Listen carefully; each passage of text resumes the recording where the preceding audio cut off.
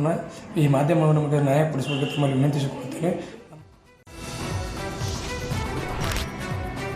ಪ್ರೀತಿ ಮದುವೆ ಅನ್ನೋ ನಾಟಕವಾಡಿ ಪುರುಷರನ್ನ ನಂಬಿಸಿ ಲಕ್ಷಾಂತರ ರೂಪಾಯಿ ಹಣ ದೋಚ್ತಾ ಇದ್ದ ಮಹಿಳೆಯೊಬ್ಬಳ ಅಸಲಿ ಮುಖ ಬಯಲಾಗಿದೆ. ಬೆಂಗಳೂರು ಗ್ರಾಮಾಂತರ ಜಿಲ್ಲೆಯ ದೊಡ್ಡಬಳ್ಳಾಪುರ ತಾಲೂಕಿನ ಅಣಬೆ ಗ್ರಾಮದ ಸುಧಾರಾಣಿ ವಿರುದ್ಧ ಈ ಆರೋಪ ಕೇಳಿಬಂದಿದ್ದು, ಮೊದಲ ಹಾಗೂ ಎರಡನೇ ಪತಿ ಪೊಲೀಸ್ ಠಾಣೆ ಮೆಟ್ಟಿಲೇರಿದ್ದಾರೆ. ಮೂವರನ್ನ ಮದುವೆಯಾಗಿರುವ ಸುಧಾರಾಣಿ ಎಂಬಾಕೆ ತನ್ನ ಇಬ್ಬರು ಪತಿಯರಿಗೆ ಲಕ್ಷಾಂತರ ರೂಪಾಯಿ ಪಂಗನಾಮ ಹಾಕಿದ್ದಾಳೆ. ಈ ಬಗ್ಗೆ ಸಂತ್ರಸ್ತರು ಪೊಲೀಸರಿಗೆ ದೂರು ನೀಡಿದ್ದಾರೆ. ಸುಧಾರಾಣಿ ಮೊದಲು ವೀರೇಗೌಡ ಎಂಬುವರನ್ನ ಪ್ರೀತಿಸಿ ಮದುವೆಯಾಗಿದ್ಲು. ದಂಪತಿಗೆ ಇಬ್ಬರು ಮಕ್ಕಳು ಕೂಡ ಇದ್ದಾರೆ. ಆದರೆ ಪತಿಗೆ ಕಾರು ಮತ್ತು ಬುಲೆಟ್ ಓಡಿಸೋದಕ್ಕೆ ಬರಲ್ಲ ಅನ್ನುವ ಕ್ಷುಲ್ಲಕ ಕಾರಣ ನೀಡಿ ಮಕ್ಕಳನ್ನ ಹಾಗೂ ವೀರಗೌಡನನ್ನ ತೊರೆದು ಹೋಗಿದ್ಲು. ನಂತರ ಡೆಲಿವರಿ ಬಾಯ್ ಆಗಿದ್ದ ಅನಂತಮೂರ್ತಿ ಎಂಬುವರನ್ನ ಮದುವೆಯಾಗಿ 1 ವರ್ಷಗಳ ಕಾಲ ಸಂಸಾರ ಮಾಡಿದ್ಲು.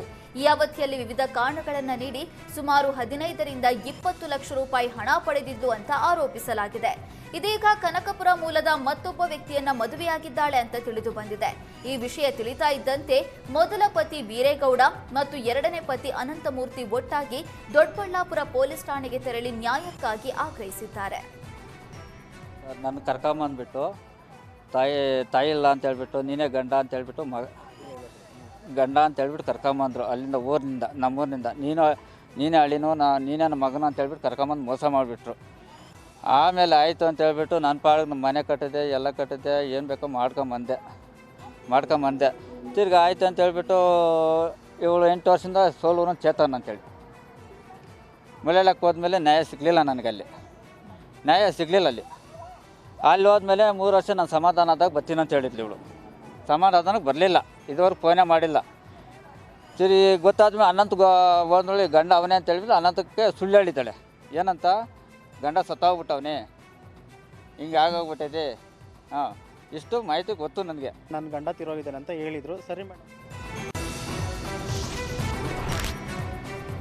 ಗುಂಡಿ ವಿಚಾರದಲ್ಲಿ ಸರ್ಕಾರವನ್ನ ಟೀಕಿಸಿದ್ದ ಉದ್ಯಮಿ ಮೋಹನ್ ದಾಸ್ ಪೈ ಈಗ ಸಾರಿಗೆ ವ್ಯವಸ್ಥೆ ಟೀಕಿಸಿ ಸಚಿವ ರಾಮಲಿಂಗಾರೆಡ್ಡಿ ವಿರುದ್ಧ ಅಸಮಾಧಾನ ವ್ಯಕ್ತಪಡಿಸಿದ್ದಾರೆ.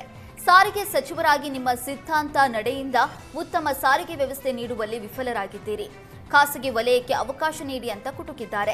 3 ವರ್ಷಗಳಿಂದ ಸಾರಿಗೆ ಸರಿಯಿಲ್ಲ, ಬಸ್ಸುಗಳ ಸಂಖ್ಯೆ ಕಡಿಮೆ ಇದೆ ಅಂತ ಪೋಸ್ಟ್ ಮಾಡಿದ್ದಾರೆ. ಈ ಪೋಸ್ಟ್ಗೆ ಪ್ರತಿಕ್ರಿಯಿಸಿದ ರಾಮಲಿಂಗಾರೆಡ್ಡಿ, ಯಾವುದೇ ವೇದಿಕೆಯಲ್ಲಿ ನಿಮ್ಮೊಂದಿಗೆ ಮುಖಾಮುಖಿ ಚರ್ಚೆಗೆ ಸಿದ್ಧ. ನಿಮ್ಮ ಜೊತೆಗೆ ಚರ್ಚೆ ಮಾಡೋದಕ್ಕೆ ನಮ್ಮ ಬಿಎಂಟಿಸಿ ಎಂಡಿ ಸಾಕು.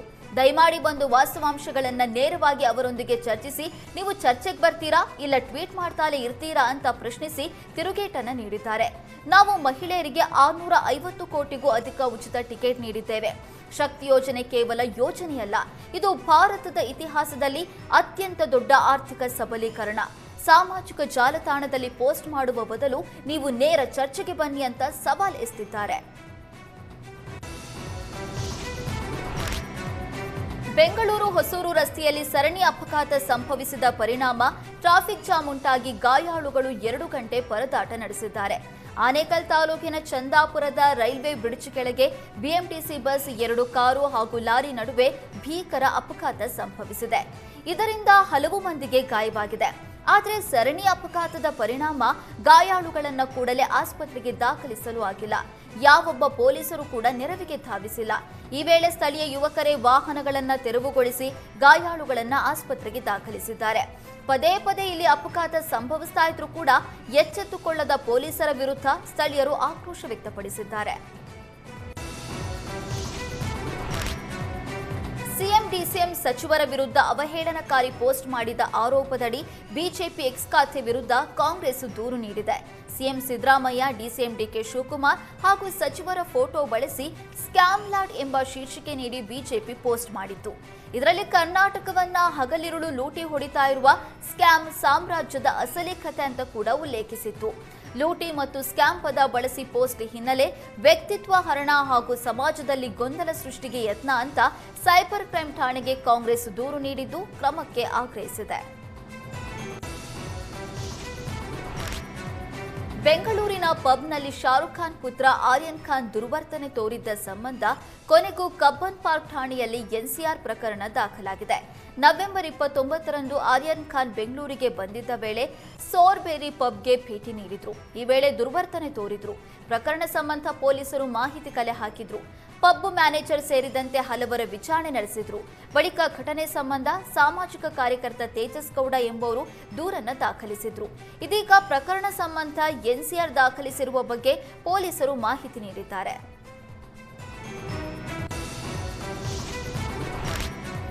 ಕೊಪ್ಪಳ ಜಿಲ್ಲೆಯ ಕನಕಗಿರಿ ಪಟ್ಟಣದಲ್ಲಿರುವ ಗ್ರಾಹಕರ ಸೇವಾ ಕೇಂದ್ರಕ್ಕೆ ಖದೀಮರು ಕನ್ನ ಹಾಕಿದ್ದಾರೆ. ಸೇವಾ ಕೇಂದ್ರದ ಬಾಗಿಲು ಮುರಿದು ಅಲ್ಲಿದ್ದ 5,000 ಹಣ ಕದ್ದು ಪರಾರಿಯಾಗಿದ್ದಾರೆ. ಮತ್ತೊಂದೆಡೆ ಅದೇ ದಿನ ಕನಕಗಿರಿಯ HMS ಬೇಕರಿಯಲ್ಲೂ ಕೂಡ ಖದೀಮರು ತಮ್ಮ ಕೈಚಳಕ ತೋರಿದ್ದು ಬೇಕರಿಯಲ್ಲಿ ಸುಮಾರು 1.5 ಲಕ್ಷ ಹಣ ದೋಚಿದ್ದಾರೆ. ಖದೀಮರು ಬೇಕರಿಯ ಬಾಗಿಲು ಮುರಿದು ಕಳ್ಳತನ ಮಾಡುವ ದೃಶ್ಯ ಸಿಸಿ ಕ್ಯಾಮೆರಾದಲ್ಲಿ ಸೆರೆಯಾಗಿದೆ.